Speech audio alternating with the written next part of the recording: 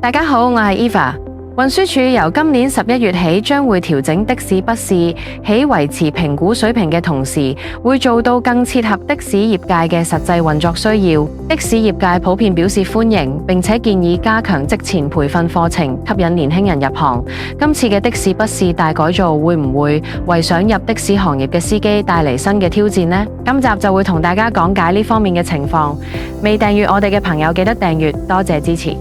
以往的士筆試主要考核司機對的士營運規例、主要路線同地點。過往考生幾乎要記熟全港大街小巷，加上仲要熟悉道路使用者守則等實務知識嘅掌握。不過隨住時代改變，政府為咗與時並進，運輸署經過全面檢討考核安排後，將由今年11月3日起，將有關考試內容調整，整體試題數目由90條減到75條。運輸署宣布調整部分包括：第一，將現時甲部分嘅的士則例同乙部分嘅地方及路線試題合併成為全新甲部分，叫做的士營運。主要考核的士司機嘅實務知識，包括相關法規及基本地方知識。第二，現有丙部分嘅道路使用者守則取代為新嘅乙部分試題，仍然係繼續考核對守則嘅認識。運輸署考慮到現時嘅導航科技已經能夠協助的士司機快速尋找目的地以及規劃最佳行駛路線，新嘅的士筆試會大幅減少同埋簡化有關著名地標同路線識別嘅試題。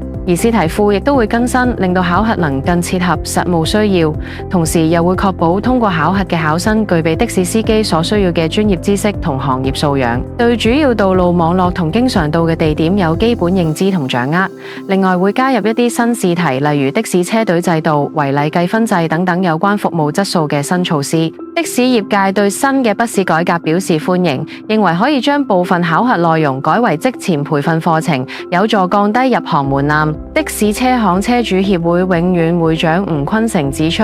喺運輸署考取的士司機資格，覺得應該從一個比較簡易嘅形式俾佢哋知道，好容易入行，俾佢哋覺得考呢個試並唔係想象中咁困難先。有啲情況喺職前課程上補習，俾司機考試前再考一個簡單嘅筆試。吳坤成覺得呢個做法比較好一啲。運輸署從2020年2月更新同調整筆試試題內容，的士牌照應考人數由2019年不足1萬人增至去年14000人，成功吸引更多人報考的士筆試。另外，的士筆試嘅合格率亦都由2019年不足4成增至6成，反映出優化咗嘅的士筆試喺對吸引新人投身的士司機行業有相當正面嘅作用。運輸署又有諮詢的士服務質素委員會，希望做到跨專業、跨界別，當中包括的士業界嘅成員，並且會向的士業界發信介紹新的士筆試嘅考核範圍。署方會陸續向考生派發新嘅的士筆試指引以及的士營運小冊子，